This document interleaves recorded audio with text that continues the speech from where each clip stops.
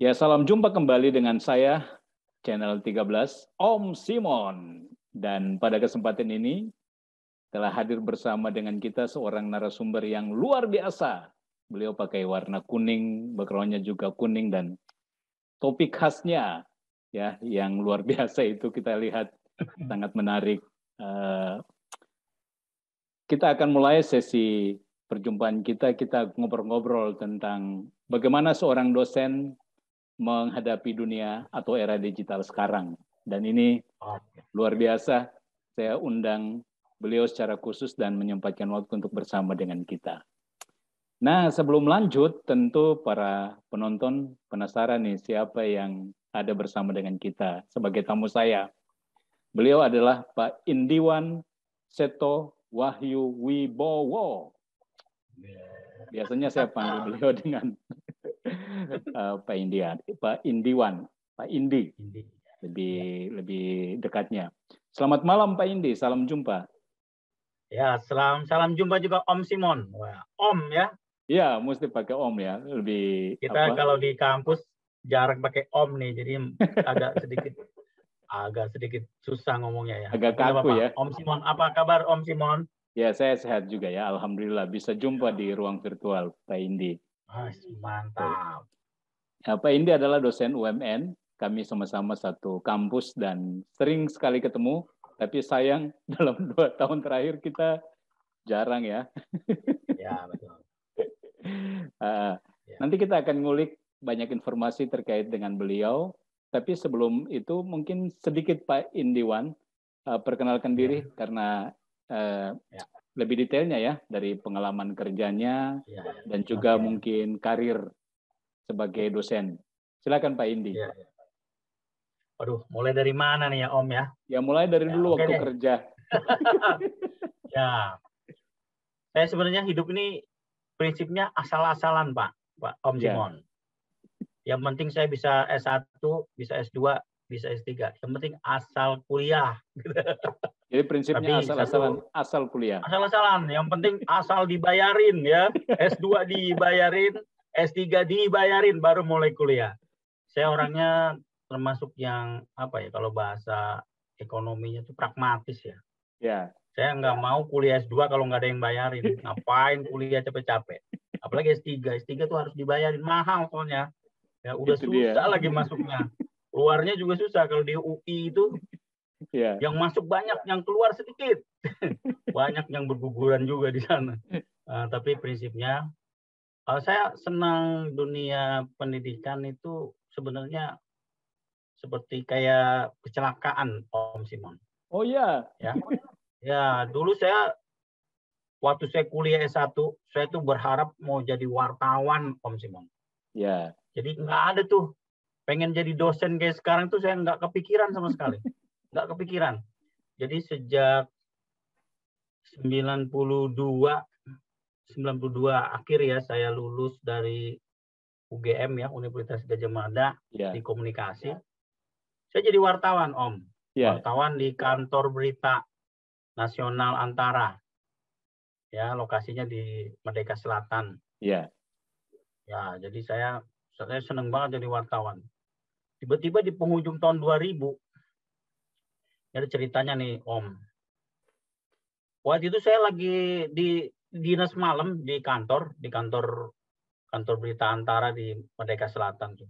Iya. Saya melihat senior saya ya, dia tertidur pada saat ngetik di laptopnya itu di PC komputernya. Tertidur dia. Aduh, saya bilang, ini saya kalau kelamaan jadi wartawan begitu, jadi editor tidur aku. Akhirnya udah aku sekolah aja. Akhirnya tahun 2000 saya mulai sekolah S2. Saya lapor ke atasan saya waktu itu Pak Muhammad Sobari. Pernah dengar namanya ya? Iya, pernah dengar. Dia bilang, boleh asal di negeri. Nah, syaratnya di negeri. Akhirnya saya waktu itu terus terang ada teman saya yang sangat saya bersyukur karena dia meminjamkan uang untuk pendaftaran, Om Simon. Kan tadi saya bilang saya hidupnya asal-asalan, Om. Iya. Waktu itu masih murah, 250.000 kalau nggak salah itu ya. Saya bayar buat pendaftaran di UI, saya tes, diterima, Om. Nah, pas diterima kasih ke bos saya diterima di UI. Dibayarin Om. Itu ceritanya. Nah, setelah tahun 2003 saya lulus, saya lapor lagi. Iya. Komandan atau bos, saya sudah lulus. Manfaatkan saya. Iya. Tapi karena mungkin kalau jadi wartawan nggak perlu pinter-pinter kali ya. SMA aja udah perlu, pokoknya yang penting bikin berita. Iya. Bisa, udahlah, nggak perlu jadi S2 gitu. Akhirnya saya nggak dimanfaatin tuh. Iya. Tapi saya bilang, saya minta izin sama atasan saya. Saya dibolehkan jadi dosen ya. Karena syaratnya S2 jadi dosen kan. Iya. Akhirnya mulai dari saat itulah tahun 2001, 2002 itu saya udah mulai jadi dosen. Iya. Nah, saya nggak mau jadi editor, lama-lama jadi editor terus tertidur karena udah tiap hari kerjanya ngedit tertidur gitu kan. Nah, mulailah saya jadi dosen. Mula-mula saya di Mustopo Beragama, pernah dengar nggak? Iya, pernah dengar, tahu persis. Yang di Jakarta Pusat. Satu-satunya universitas di dunia yang beragama, yang lain nggak ada. Ya benar-benar. Cuma satu-satunya karena di dalamnya tuh dulu ada musola, ada gereja, ada pura. Oh ya? Oh iya, pernah awal-awal saya masih lihat. Tapi lama-lama udah nggak ada. Tapi dulu maksudnya waktu itu melawan, kalau nggak salah kan ada beberapa di zaman dia hidup ya, maksudnya Pak sekarang pahlawan nasional Prof Mustopo itu ya, Mustopo itu dia merasa wah waktu itu kalau nggak salah Trisakti itu ke kiri-kirian bos waktu itu.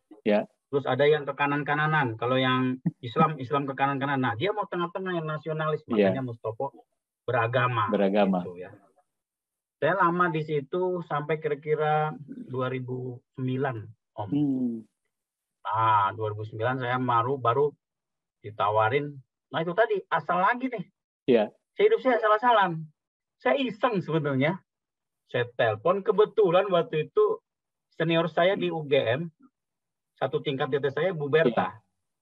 Itu senior saya di UGM. Saya telepon, Bu, saya Seto. Dulu panggilan saya Seto kalau di kampus, Mas. Bisa nggak ngajar di sini? Oh iya, ayo datang. Saya hari Senin disuruh datang, hari Rabunya saya ngajar langsung pertama kali di situ. 2009 itu. Wah benar-benar asal-asalan banget itu hidup ya. Itu juga sangat menyenangkan ya. Terus lama-lama saya di sini sejak 2010 saya jadi dosen tetap di UMN. Ya, tapi saya sambil kuliah nih dari 2008 kuliah S3. Nah, saya jadi doktor walaupun agak lama ya Om Simon ya. Ya termasuk yang memanfaatkan betul ya. Masuknya susah, ngapain cepet-cepet keluar. Ya, tapi jangan ditiru lah. Jadi saya menyenangi hidup ini ya, ya, makanya saya kalau lihat channel YouTube saya, Dosen Gaul Punya Cerita, isinya santai-santai aja. Ada yang serius, ada, tapi kebanyakan santai.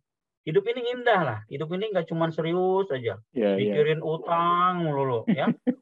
Hidup kalau cuma serius aja nggak bisa hidup kita. Hidup kan ada. Jadi kalau kata si ini kan, hutang bayar. Yang penting dibayar lah, jangan utang terus. Jangan utang terus ya, nanti susah. Itu ya. Jadi kalau pengalaman saya itu ya, dan yang menarik memang ketika jadi dosen itu, terus terang beda banget ketika saya jadi wartawan Om. Beda banget. Kalau sekarang hari Sabtu Minggu santai di rumah Om. Apalagi pandemi nih. Alhamdulillah tuh cita-cita saya dulu. Bagaimana saya bisa kerja nggak usah keluar dari rumah. Ternyata dikabulkan Tuhan itu. Dikabulkan bagaimana gaji tetap sama besarnya. Nggak perlu ke kantor. Dibayarnya sama. Alhamdulillah. Itu luar biasa. Itu ya. Luar biasa itu ternyata doa saya di waktu masih jadi wartawan tuh kapan ya saya bisa kerja santai dari rumah sambil nanam pohon, sambil miara kura-kura, sambil miara ikan lohan, miara ikan cupang, terkabul sekarang. Itu aja mungkin yang tentang diri saya ya. Apalagi nih kira-kira ada yang kurang Iya, Pak Indi itu perjalanan hidup yang unik ya, dari wartawan. Prinsipnya kan asal-asalan, asal dibayar. Kemudian ambil S1, S2, akhirnya S3, dan kemudian menjadi dosen. Itu perjalanan yang boleh dikatakan ya satu bentuk transformasi diri ya. Nah, betul. Ketika jadi dosen tentu berbeda dengan waktu menjadi wartawan ya. Tapi Betul, saya lihat betul. kira-kira Betul. apa yang paling Pak Indi terasakan sebagai seorang dosen dibanding sebelumnya sebagai seorang wartawan? Kalau jadi dosen tuh saya senangnya apa? Karena saya bisa mendidik generasi muda. Ya. Calon generasi muda. Ya. Apalagi saya mata kuliah yang saya berikan tuh selalu mata kuliah yang berat-berat. Ya. Teori komunikasi itu berat banget, Om. Yang kedua, metode penelitian komunikasi, Om. Itu berat banget itu. Aduh, terus ada lagi seminar proposal. Waduh. Jadi kita tuh kebagian mata kuliah yang berat-berat terus gitu ya. Tapi itu saya senang banget kalau tiba-tiba suatu saat ada mahasiswa saya masih ingat sama saya. Dia bilang, "Bapak, saya sudah bekerja jadi PNS di sini. Terima kasih dulu saya waduh itu ada kebanggaan tersendiri. Ya, nggak perlu dikasih apapun, tapi kita kalau dengan itu saya bangga dan saya sebarkan di sosial media saya. Ini loh, ada mahasiswa saya masih ingat dosennya dan dia sudah berhasil. Itu Om yang paling menyenangkan. Kalau jadi wartawan tuh kan ngurusin orang ya karena. Betul. Nah, kalau jadi dosen itu enaknya itu. Kita memberikan masukan kepada generasi muda supaya menjadi lebih baik. Gitu. Saya selalu tanamkan bahwa kejujuran ya, terutama plagiarisme tuh sampai. Turnitin itu harus di bawah 20%. Nah, itu bekal supaya nanti kalau dia kerja ya jangan asal-asalan gitu. Nah, itu aja sih Om. Menurut saya bedanya sangat, dan saya terus terang Sabtu Minggu bisa santai. Waktu jadi wartawan nggak bisa santai Om. Bisa tiap hari Sabtu malam aja saya masih bisa dicariin. Besok ada ini gitu. Kalau sekarang santai. Sabtu Minggu saya tulis di WA saya, Om. Saya lagi libur, jangan digangguin. Jangan diganggu. Gitu. Oke, Pak Indi, itu sharing yang sangat menarik untuk mengawali diskusi kita ya. Nah, saya mulai saja dengan yang di belakang layar itu, di virtual background-nya. Itu kata-katanya bagus sekali. Saya baca dengan jelas ya Pak Indi. Jangan ngeluh dan misu melulu, tunjukkan karyamu. Nah, ini ada apa ini sampai tulis yang seperti itu, punya background itu? Gini loh, kita kadang-kadang kan kita punya harapan ya Om ya. Iya. Kita udah keren misalnya, kita merasa udah keren.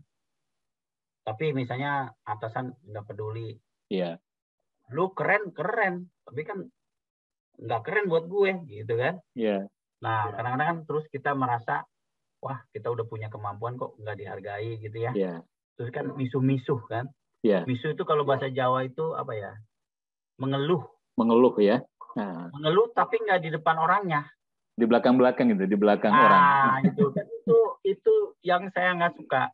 Jadi kalau saya sama mahasiswa, saya bilang gini, kalau mau marah sama saya di depan saya, jangan di belakang.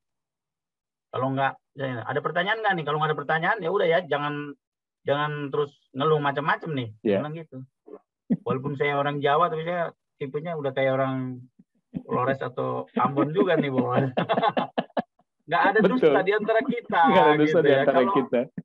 Iya, jadi kalau katakan salah, bilang salah. Jangan di depan kita manis-manis, di belakang ngejelekin. Saya nggak suka itu, saya nggak suka. Ya, betul, itu keren lah. Supaya kita nggak usah ngeluh-ngeluh aja, ya udah tunjukkan saja karyamu. Iya. Apa sih mahkota utama dari seorang dosen? Apa Mas? Om? Om? Ya, kita punya karya, menulis buku. Nah, itu juga bagus tuh. Pak Indi sudah menghasilkan puluhan buku ya. Dan saya nggak puluhan sih, 8. Tapi 8. Saya senang kalau kita buka di Sinta. Ya, alhamdulillah saya masih termasuk 6 besar di kampus. Jadi 6 dosen yang publikasinya terbaik lah. Terbaik ya. Termasuk walaupun urutannya 6, tapi ya Halo, ada 287 dosen di sini. Nah, itu dia. Kita perlu bangga. Kalau orang Ambon, kita bangga banget ini. Nah, itu dia. Gitu. Kita nomor 6 dari 287. Luar biasa. Itu 6 dari 200-an itu. Iya. 10 besar. Dan ya. Bukan dari UMN yang kasih ini, tapi dari luar. Ya, apresiasinya. Dari pihak lain. Jadi kita bukan terus harus ini ya, memang dari luar. Jadi ya penghargaannya kan luar biasa. Iya. Itu. Nah, Pak Indi, ini terkait dengan nulis buku juga. Kan memberi pelatihan juga tentang menulis buku. Saya pernah ikut sekali dan saya merasa sangat berguna ya untuk para penulis pemula, termasuk mungkin juga saya.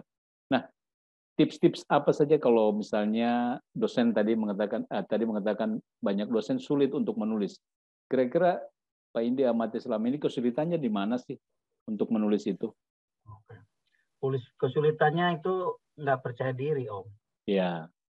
Jadi dia merasa gini, aduh, ntar tulisan saya gimana ya? Aduh, jelek nih tulisan saya nih. Iya. Aduh, saya kan belum pernah nih. Nanti diketawain dong saya nulis buku. Halo, semua juga ada yang pertama. Iya nggak, Om? Ya, setuju. Ya kalau semua mau jadi sempurna, nggak ada yang bikin buku, Om. Iya. Jadi percaya gini, kalau kita sudah bikin satu buku, pasti ada buku kedua. Ya. Pasti ada buku ketiga. Yang paling susah tuh bikin buku pertama. Memulainya ya, untuk mulai. Waktu pertama bikin, diketawain, saya pernah dikritik ya, nggak usah saya sebut namanya. Iya. Buku apaan tuh? Halo, buku itu yang membuat cinta saya naik. Itu banyak banget yang mensitasi, Om. Iya, iya. Dan kalau Om iseng-iseng buka Google, iseng-iseng nih, ketik aja. Nah, ini kalau saya bukan orang Jawa sih, saya udah ke arah ke ini ya, Flores atau ke Ambon ya. Sedikit bangga boleh kan? Iya, pasti dong, harusnya dong. Kalau orang Jawa kan nggak mau tampil-tampil gitu kan, jangan lah, terlalu malu. Kalau saya bilang coba deh kalian ketik di Google itu, ditulis Indiwan Seto. Apa yang muncul? Buku saya, Pak Simon. Iya, betul. Karya saya, Om Simon. Kalau kita nggak pernah bikin, apa yang ada di situ? Kosong lah. Apalagi kalau kita pernah kena narkoba, isinya kita doang yang narkoba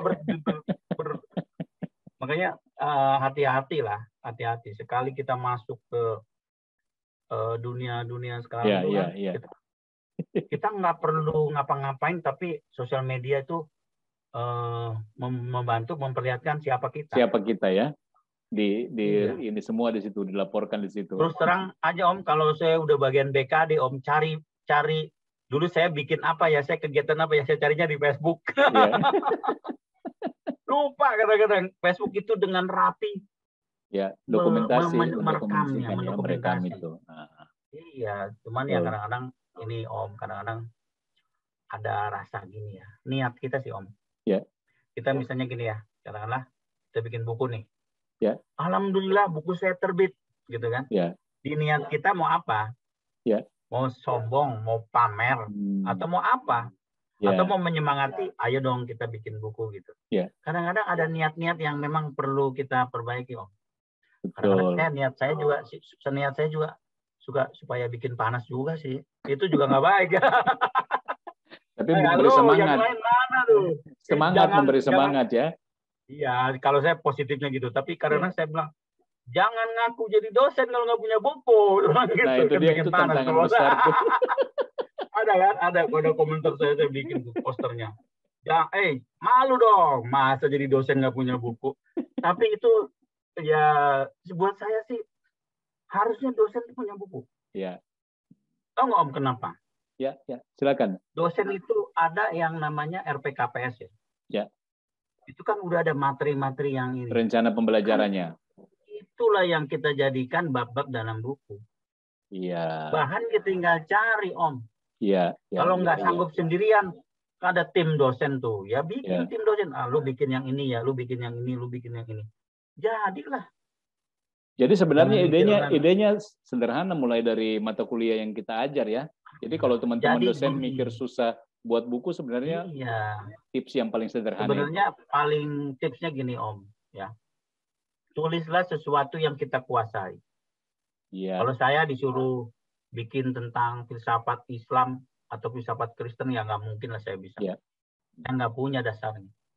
Tapi kalau misalnya saya ngomongin bagaimana ya cara public speaking yang baik, gimana strategi marketing yang baik, saya punya dasar. Gimana ya cara meneliti menggunakan semiotika? Oh, saya pengalaman pernah bikin tesis tentang semiotika, terus kemudian mengajar MPK. Nah, jadi mulailah dengan yang kita kuasai, dan satu yang kita kuasai, yang kedua kita sukai. Kuasai dengan sukai. Jadi jangan menulis sesuatu yang kita nggak suka. Nanti jadi beban ya. Nanti malah jadinya, aduh, bukan tunjukkan saja karya, tapi malah, aduh, sebel banget sih hidup ini. Oh, dikejar-kejar dikejar-kejar sama penerbit misalnya.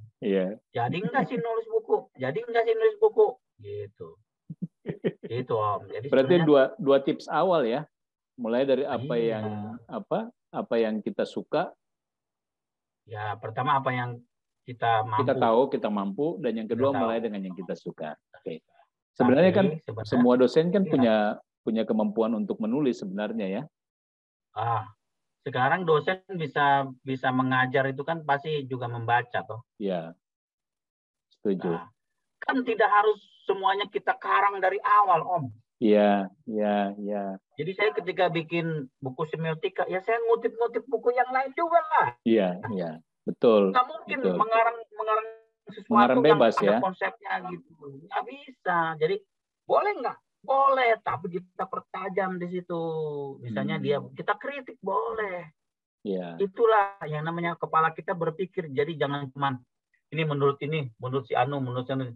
Kayak kereta gitu. Terus apa gunanya? Kamu cuma bukan penulis buku kamu, tapi cuma ngutip sana ngutip sini. Kata-kata orang. Nah itu. Tapi kita harus punya punya cara. Tapi satu, Om, yang penting, Om, mulai aja dulu. Ya, itu kata kuncinya. Kalau nggak dimulai, nggak akan pernah bisa. Dan harus berani tahan banting dikritik. Kalau saya waktu pertama kali dikritik, jawaban saya apa, Kang Om? Jangan cuma ngomong, tunjukkan dengan buku Anda yang mengkritik buku saya. Nah, itu persis nggak dibikin-bikin juga. Itu persis seperti yang tulis di situ. Tunjukkan saja karyamu. Nggak usah ini. Tunjukkan aja karyamu, nggak usah ribut. Ayo, mana karyanya? Kalau bilang karya saya jelek, mana karyamu? Tunjukkan di situ karyamu. Jangan cuma ngomong doang loh. Kita ilmiah nih ya, pakai dengan cara ilmiah juga, gitu, Om. Oke, itu tentang tulis buku saya kira cukup menarik, dan mudah-mudahan teman-teman dosen yang menonton acara kita ini bisa terinspirasi ya, supaya mulai mikir ya kita harus nulis sesuatu, dan itu menjadi legacy juga kan untuk anak-anak muda dan untuk kita sendiri. Pak Indi, bagian berikutnya, silakan. Pramudia Anantatur bilang gini. Ya, dia bilang gini. Menulis adalah bekal untuk keabadian. Ya, jadi kalau Anda tidak pernah menulis, Anda tidak pernah terkenang dalam sejarah. Itu. Jadi suatu saat kita sudah meninggal pun, Indi Wanseto di Google masih ada bukunya. Siapa tahu kasih bermanfaat dibaca orang kan? Iya. Ya nggak? Walaupun mungkin dari segi penghasilan dari menulis buku nggak banyak, Om, tapi kepuasan yang penting. Karena buku saya di Z Library, pernah buka nggak? Library Z? Belum, nanti saya coba akan cari ya. Ada buku saya itu, jadi nggak bayar lagi, gratis itu. Waduh, saya bilang, wah parah juga nih, penulis dapat apa? Tapi itu yang penting kalau saya pendapat saya, ide saya dibaca orang, alhamdulillah bisa bermanfaat. Bagi banyak orang. Ya. Kalau soal rezeki itu pasti Tuhan atur. Ya. Amin. Setuju. Amin. Oke, Pak Indi, ini bagian berikutnya kita perdalam soal dosen di era digital ya. Jadi yang saya paling tertarik itu kanal YouTube-nya Pak Indi. Kalau teman-teman atau rekan-rekan yang di luar sana belum pernah kunjungi kanal YouTube-nya, Dosen Gaul Punya Cerita. Kalau tidak salah judulnya begitu ya. Iya, betul. Nah, yang mau saya tanya, kenapa sih idenya dari mana? Terus kemudian muncul inisiatif atau muncul apa ya kanal itu di YouTube? Ya. Pertama kali saya itu kita kan punya pengalaman banyak ya Om ya, terutama membimbing skripsi. Betul. Kadang-kadang kan ada yang diulang-ulang gitu ya, tapi lucu, tapi sering diulang-ulang gitu. Misalnya ya, kegalauan mahasiswa saat bertemu sama dosen penguji gitu ya. Ketika namamu disebut misalnya, ketika namaku disebut bergetar. Kalau sama Tuhan, ketika nama Tuhan disebut semuanya akan haleluya bergetar gitu. Kalau ini ketika nama penguji disebut langsung pada bergetar ketakutan. Waduh, itu mengalahkan Tuhan itu ya bergetar. Tapi terjadi mahasiswa itu seperti kalah sebelum bertanding. Nah, jadi saya kayak parodi lah. Misalnya harusnya mahasiswa itu nggak usah takut, tapi diparodiin memang kadang-kadang dicoret aja udah bikin sakit hati kan, jantung ya. Skripsinya dicoret langsung gitu kan down semacam, ya. Iya, tapi itu yang terjadi ya, itu yang dialami mahasiswa. Terus dosen itu kadang-kadang kan dosen tuh kayak dewa. Semuanya mahasiswa nggak dikasih kesempatan untuk bertahan gitu ya. Semuanya yang benar adalah dosen, yang lain nggak benar. Misalnya mahasiswa diem, ngapain kamu diem? Kalau dia ngomong, ngapain kamu ngomong terus? Diam, lah kan kasihan mahasiswa suruh ngapain? Kalau dia tersenyum, kenapa kamu ketawa-tawa, senyum-senyum? Menghina saya, nah loh. Kalau dia diem aja, kamu kayak patung, ditanya diem aja. Nah, serba susah kan jadi mahasiswa. Nah, itu yang kadang-kadang yang lucu-lucu kayak gitu kita diangkat ya. Ya, misalnya terus dikasih harusnya gimana sih tipsnya menghadapi dosen yang begitu. Gak usah takut. Jawablah pertanyaannya, jangan lihat siapa yang bertanya. Kadang-kadang melihat siapa yang bertanya, buyarlah jawabannya. Kalau saking takutnya. Ada mahasiswa saya bahkan stres ketika tahu siapa yang menjadi pengujinya. Jadi dia lapor ke saya, Pak, saya 3 hari 3 malam tidak bisa tidur. Kenapa? Kenapa Bapak kasih tahu nama pengujinya? Bahkan saya tanya, kamu mau nggak tahu? Mau Pak, ya salah kamu mau kan? Kita kan kasih kesempatan sama mahasiswa bimbingan ya. Kamu mau dikasih tahu nggak siapa yang uji? Kan saya tahu pasti kan. Sebagai pembimbing tahu. Mau Pak, pasti kan. Kenapa harus saya? Saya salah apa? Di masa lalu kehidupan saya, kenapa saya harus diuji sama ibu ini atau bapak ini? Itu terjadi. Iya ya. Itu yang lucu-lucu begitu. Nah, saya bilang, waduh banyak banget ya. Banyak banget kehidupan mahasiswa dosen itu yang bisa kita angkat. Kita angkat makanya gitu disebut dosen gaul ya. Ya, kadang-kadang dosen gaul itu maksudnya ya dosen yang mengikuti era sosial media, ada di Instagram, gitu. Maksudnya itu. Itu menarik sekali karena apa? Dari pengalaman, saya kira itu muncul dari ini juga ya, naluri sebagai seorang wartawan lebih dulu ya. Jadi membuat sangat sensitif dengan situasi atau kondisi mahasiswa yang ada sesuatu yang terlalu menarik dari ininya mereka ya, dari cara mereka berinteraksi dengan dosen, mereka hadapi ujian dan lain sebagainya. Tapi ada kritik juga Om, ada kritik juga. Saya biasanya nggak takut kalau dikritik sama atasan saya, nggak takut. Saya takut kalau dikritik sama anak saya. Kalau anak saya bilang, Papa, hapus itu, aku malu Papa. Nah, baru saya tutup. Tapi kalau cuman yang lain cuek aja, Papa jangan kayak gitu Papa. Papa aku malu, dia kan mahasiswa, diledekin sama teman-temannya. Papa kok kayak gitu sih? Aduh, aku malu Papa. Hapus. Saya hapus kalau untuk anak. Gitu, kayak beberapa. Misalnya yang TikTok goyang-goyang, joget-joget, hapus. Kenapa? Aduh, bukan karena atasan saya marah, bukan. Karena anak saya bilang, Papa aku malu.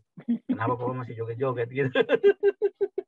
Itu sebenarnya cara untuk Pak ini bisa dekat dengan anak-anak kalangan bukan milenial, generasi Z ya, yang apa perlu seorang figur yang bukan dosen yang killer istilahnya dalam tanda kutip, tapi dosen yang bisa bisa bergaul Saya dekat dengan mereka ya. Membahasakan, memparodikan, apa istilahnya, mengangkat tema-tema yang kadang-kadang dirasakan oleh mahasiswa, tapi mereka nggak bisa ngomong. Iya, iya. Jadi mereka tertusuk tapi tidak berdarah istilahnya. Iya. Jadi Diam saja. dia merasa sakit tapi tak berani bernyanyi. Gitu ya. Mahasiswa nggak punya kemampuan untuk melawan. Saya bilang, posisi mahasiswa itu kan saya pernah kasih ya. Penguji 1, penguji kedua, penguji ketiga, kau KO gitu kan ada tuh saya. Jadi ada kayak petinju gitu, yang satu KO itu mahasiswa KO, yang satu petinju penguji, satunya pembimbing, satunya ketua sidang, bertiga mahasiswanya KO. Itu terjadi Om, karena itu tadi mahasiswa itu perlu diajarin gimana cara bertahan. Iya. Nah, misalnya ya, senjata yang paling gampang itu biasanya nangis. Iya. Ekspresi dari kan ininya mereka ya. Udah nggak tega kan kalau nangis kan, mau ngejar juga. Tapi sebenarnya kalau kita sudah siap, santai aja.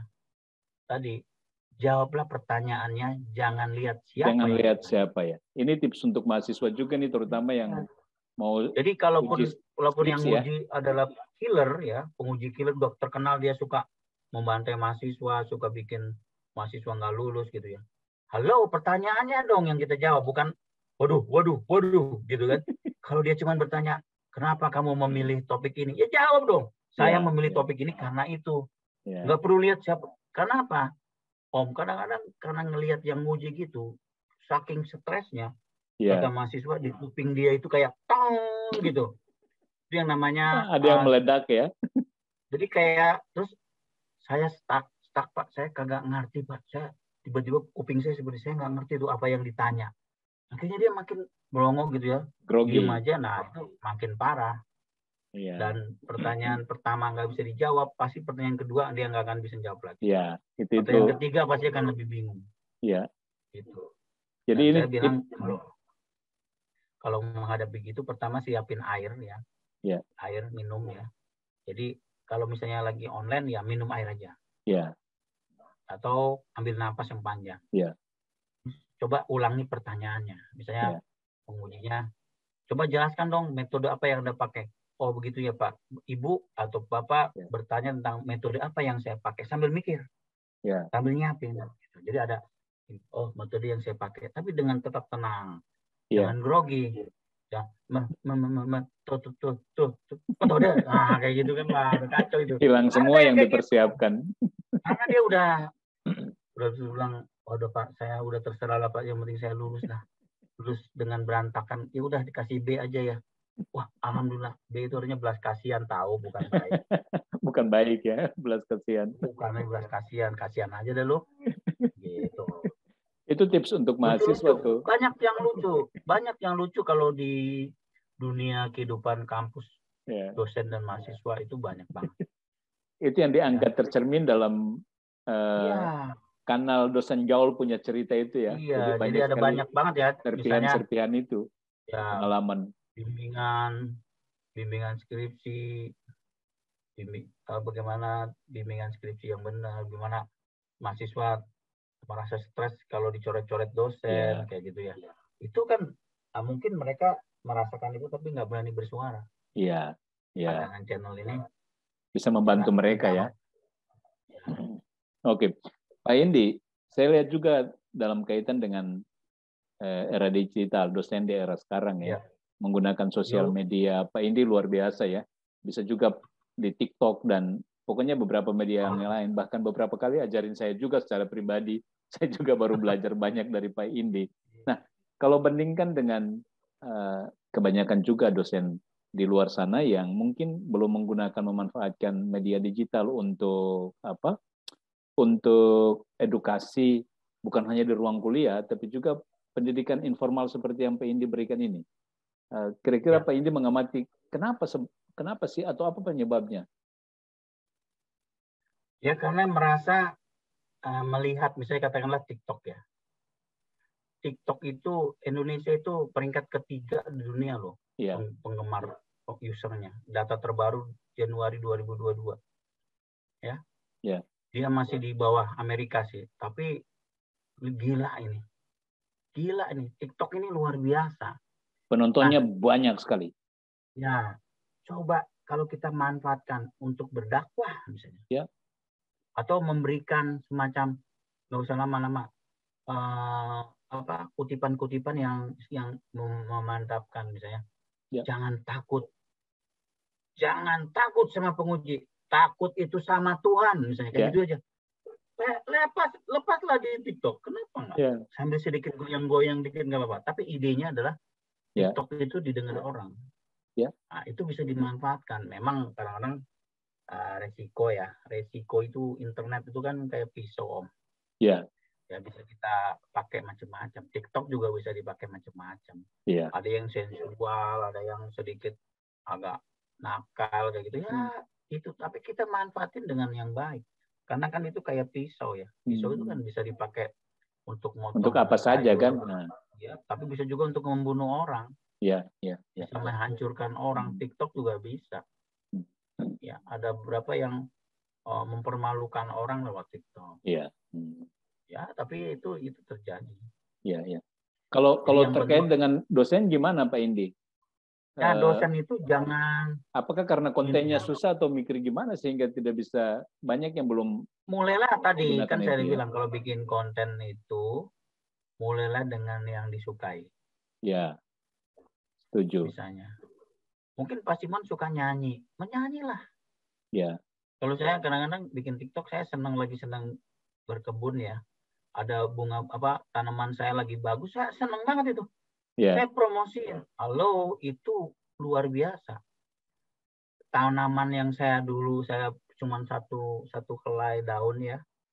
Itu saya beli 50.000. Sekarang udah banyak banget dan saya lihat di toko bunga yang harga segitu udah sampai 1 juta lebih. Astaga. 2 tahun itu perjuangannya dari satu daun tiba-tiba jadi bagus dan saya masukin ke Instagram saya. Artinya apa? Ini ada proses sama seperti kita ini ya, proses itu. Nah, kita bisa belajar juga mempelajari mengangkat tema tentang sesuatu itu berproses. Yang penting kita tekuni. Kalau bahasa yang saya suka adalah manjada wajada. Itu bahasa Arab. Manjada wajada. Manjada wajada. Kalau kita bersungguh-sungguh, pasti kita akan berhasil. Ya. Jadi ya jangan nanggung. Kalau mau jadi dosen yang sekalian keren. Ya. Apa sih dosen yang dibutuhkan dari dosen tuh? Pertama, dia harus mengajar dengan baik. Yang kedua, meneliti dengan baik. Ketiga, mengabdi dengan baik. Itu aja. Ya. Nggak diminta yang lain. Ya penelitian ya banyak-banyaklah bikin. Salah satu penelitian itu outputnya adalah buku, Om. Ya. Jadi itu sebenarnya ya kalau kita bikin buku ya emang kerjaannya dosen ya begitu. Ya. Mengabdi ya kalau kasih kayak jadi narasumber itu kan mengabdi.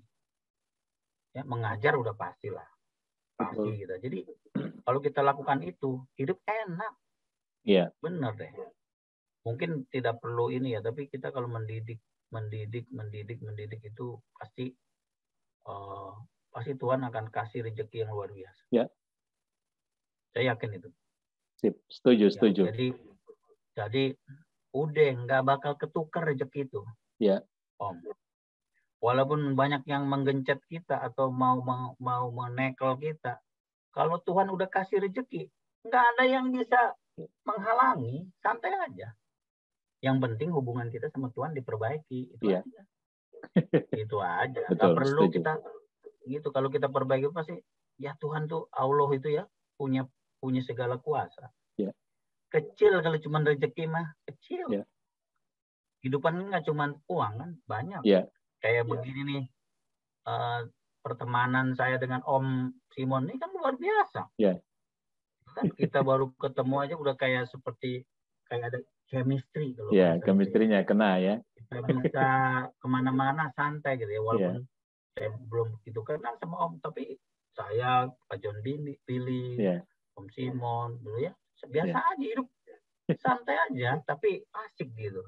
Itu yang saya suka. Saya selalu senang ketemu juga dengan Pak Indi ya. Awal-awal sangat akhirnya merasa sangat diterima dan ada teman lah. Walaupun waktu itu saya juga baru ya di kampus kita. Betul. Oke, Pak Indi, ada lagi nih. Saya lihat pergerakan Pak Indi di media sosial dan juga menggunakan media digital luar biasa ya. Sampai terakhir menginisiasi juga atau membuat satu kanal khusus tentang top karir. Saya mau dengarkan dulu nih. Top karir itu apa sih dan kenapa sampai munculkan itu, gagasan baru itu? Enggak, itu sebenarnya saya diminta sih dari Top Karir sebagai profesional gitu. Nanti kalau buka itu, nanti kalau ada yang tertarik mau bikin buku bisa konsultasi begitu. Oh iya. Itu cuman ini aja sih. Ya dosen kan variasi ya. Hidup betul. ini kan nggak datar kan. Iya, dinamis. Itu dinamis. Ya ada yang minta seperti itu ya oke lah. Kalau saya mah apa aja bisa, apa aja mau. Saya yang penting kerja aja dulu, rezeki belakangan. Jadi jangan mikirin dibayar berapa ya, baru bisa kerja gitu. Enggak, kalau saya santai aja lah. Rezeki nggak bakal ketukar. Ya, tapi kalau saya sih, saya lagi punya ini Om sebenarnya. Saya rumah pintar komunikasi Om. Iya, rumah pintar komunikasi itu juga saya mau perdalam tuh. Dari mana itu idenya dan itu sesuai dengan ini ya. Gimana cerita sedikit tentang itu, rumah pintar komunikasi? Jadi itu udah lama banget sih, waktu saya masih baru-baru jadi dosen ya di Mustopo gitu. Saya bilang kenapa sih kita nggak bikin kayak website yang bisa menjadi tempat kita diskusi gitu. Jadi kalau misalnya kita mau diskusi soal dulu, karena dulu semiotika ya saya lebih banyak ngomongin semiotika, kita bisa diskusi tentang metodologi gitu ya, bikin buku bareng kayak gitu. Terus ya lama-lama ada juga yang nawarin mau jadi pembicara nggak? Alhamdulillah saya bilang. Itu kan bukan sebuah, ya namanya juga kita ini ya. Dan sekarang semua orang makanya LinkedIn penting tuh, LinkedIn. Om Simon punya nggak LinkedIn? Saya punya, tapi LinkedIn jarang saya aktifkan sih. Justru itu yang lebih aktif di situ daripada di Facebook Om. Karena itu yang membaca adalah profesional Om. Itu kalau saya pernah dapat proyek itu karena dia lihat saya nggak kenal Bapak nih, kenapa saya bisa jadi pembicara di sini? Dia bilang saya lihatnya di LinkedIn tentang Bapak. Wah keren banget. Alhamdulillah. Jadi sosial media itu bisa membantu Om. Jadi yang penting kita punya sesuatu yang kita bisa ini ya. Jangan pernah, ini mungkin kutipan yang keberapa nih ya. Jangan pernah kita mendiskon kemampuan diri kita sendiri. Jadi jangan bilang, gua sih nggak bisa. Nggak bisa, nggak mampu. Aduh, saya nggak mampu, saya nggak bisa nih. Bapak bisa nggak jadi pembicara public speaking? Aduh, saya nggak bisa. Kalau saya nggak gitu, siap, kapan? Kita perbaiki, kalau kita belum bisa, kita belajar. Jadi jangan ditolak dulu. Kita jangan mendiskon diri sendiri. Halo, kau sarjana komunikasi, masa nggak bisa public speaking? Malu lah kau jadi sarjana, gitu kan? Ya saya langsung siap, bisa nggak Bapak jadi ini untuk tentang teori komunikasi? Oh siap. Yang marketing komunikasi siap dulu Om. Jadi kita jangan mendiskon diri sendiri. Kemampuan kita. Iya, kalau misalnya ya namanya ya kita tadi harus punya apa sih yang menjadi kelebihan kita. Makanya sebenarnya ini masalah personal branding sih Om. Kalau saya sering banget tuh diminta jadi narasumber, gimana ya jadi kita bisa membuat personal branding kita menjadi positif.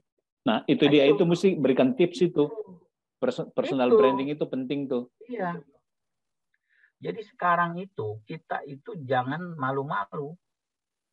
Memang beda tipis Om antara menunjukkan kemampuan dengan sombong. Itu tipis banget.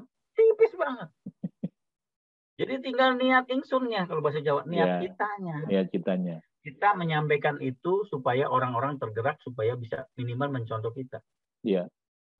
niat kita benerin. Jangan misalnya, saya ngepost ini supaya, tuh kan, lu kan kagak bisa, gue bisa, lu kagak bisa ya. Nah, itu namanya kita niatnya pengen menyindir orang atau ini. Ya, menjatuhkan orang lain. Niat itu harus diluruskan. Tapi tadi ya, niat kita luruskan, harus berani tampil beda. Personal brandingnya harus kuat, harus percaya diri, personal branding. Terus tadi, jangan mendiskon kemampuan diri sendiri. Setuju, itu beberapa tips yang sangat bagus. Nah. Dikunci dengan manjada wajada. Manjada wajada. Kalau bahasa Latinnya carpe diem, Om. Hampir mirip. Petiklah hari. Jadi artinya apa? Hari-hari itu jangan sampai nggak bermanfaat. Petiklah itu. Sama itu hampir 11-12 lah dengan manjada wajada. Hampir mirip. Ya, semangatnya di situ. Kalau menurut saya keberhasilan itu tidak perlu kita lihat dari sisi kuantitatif. Nah, orang jadi berubah sikap aja, itu udah sebenarnya keberhasilan. Dia menyadari aja, kognitif aja, itu sudah sebuah keberhasilan. Oh, ternyata kita perlu juga personal, kita harus percaya diri ya. Nah, baru menyadari aja, kita udah berhasil. Tidak perlu dia harus seperti kita atau apa. Yang penting dengan adanya itu kita bisa lebih minimal membantu teman-teman gitu. Iya. Gitu, Om. Sip, sangat setuju. Ada beberapa hal lagi sih sebagai bagian akhir sih Pak Indi. Saya lihat Pak Indi juga beberapa kali itu terlibat atau sebagai pelatih lah, sebagai trainer untuk bidang kehumasan di lembaga pemerintahan. Itu gimana ceritanya sehingga bisa, saya lihat banyak sekali potensi, banyak sekali itu kesempatan Pak Indi untuk berbagi. Gimana ceritanya tuh? Susah saya ngomongnya ya. Tapi ya ini tadi lagi saya nggak boleh sombong sih. Tapi saya jadi master trainernya.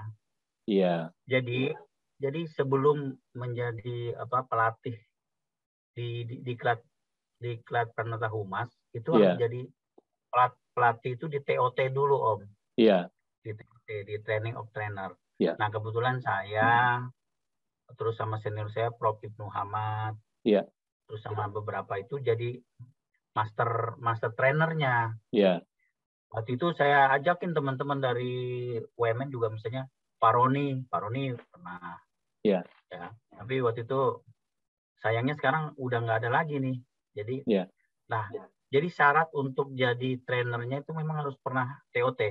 Iya. TOT yang di kementerian gitu ya. Iya. Tapi kalau dibilang kok bisa ya? Tadi Om, jaringan Om. Iya. Jaringan.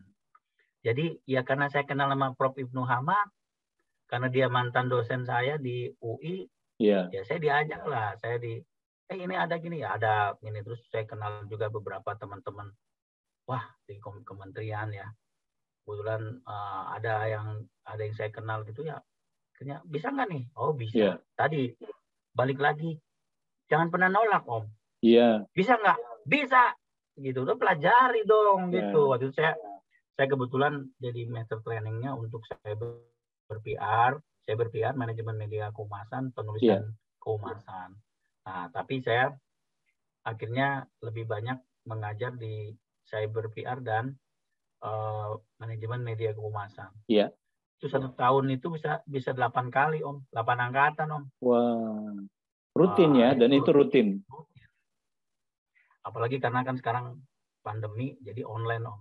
Iya. Itu dari jam 7 pagi sampai jam 5 sore Om. Wah. Full ya. Sekali, tapi full dia. Dan yang kita latih itu humas-humas pemerintah. Iya. Di seluruh Indonesia. Jadi ya ada rasa bangga lah dosen UMN bisa menjadi trainer untuk calon-calon penata humas pemerintah. Luar biasa. Tapi ini bukan sombong ya, tapi saya ya semangat lah. Iya. Tapi itu tadi kita nggak gampang ini karena kita perlu jaringan. Makanya Betul. Janganlah menjadi katak di dalam tempurung, Om. Jadi jangan cuma berpuas diri hanya ada di kampus. Ya. Halo, kita harus juga kemana-mana gitu, dikenal gitu. Ya. Cuma jago di kampus tapi nggak dikenal orang buat apa? Itu.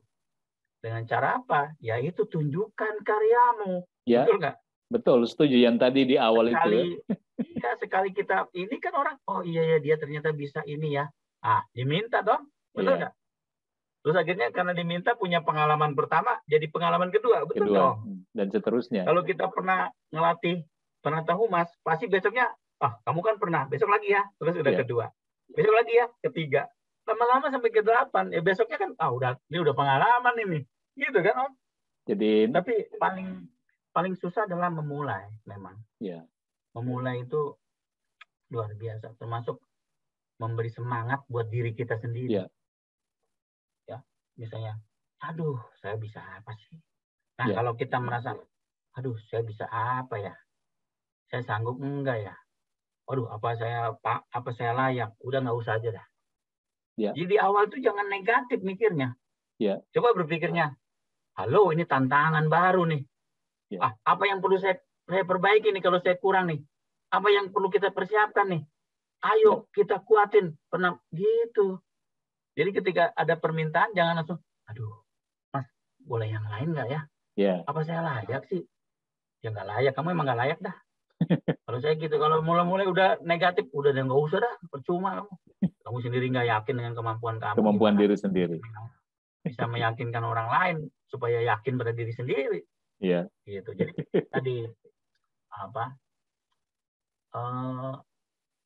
pikiran kata-kata kita akan mempengaruhi pikiran kita. Ya. Pikiran kita akan mempengaruhi tindakan kita. Tindakan kita akan mempengaruhi sejarah kita. Benar nggak, Bos? Setuju. Itu benar sekali. Ya, jadi kalau kita saja udah berkata-kata, saya nggak sanggup. Ya nggak sanggup selamanya. Ya. Saya nggak bisa. Kenapa nggak dibalik? Ya, saya usahakan bisa. Ya. Ya, saya kerjakan. Tenang.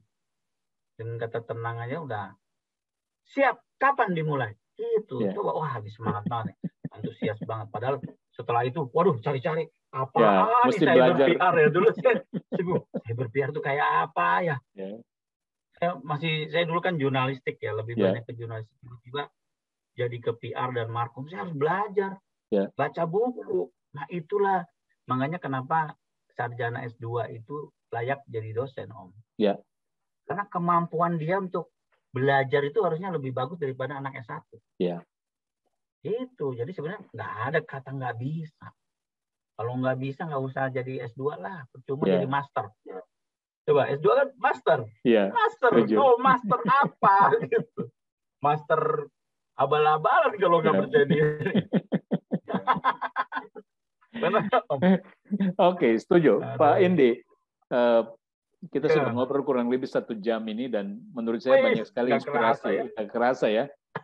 Ini saya mau ini sedikit nih, rangkum sedikit. Jadi dari Pak Indi yang background wartawan kemudian menjadi dosen, menjalani dengan penuh tanggung jawab dan sampai sekarang tetap setia sebagai dosen, menikmati masa-masa indah sebagai dosen, juga sebagai pribadi yang menghibur banyak orang dengan sebagai dosen tentu menghibur banyak orang juga ya dengan punya kanal YouTube tersendiri, kemudian lalu menginspirasi kita juga bisa memberikan pelatihan masuk ke bidang pemerintahan, kemudian juga saya tahu terlibat banyak juga dengan masyarakat ya. Terakhir dengan Pemda di Kabupaten Tangerang sebagai salah satu tim gitu.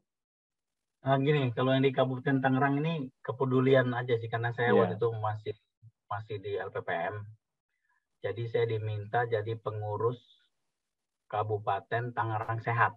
Ya.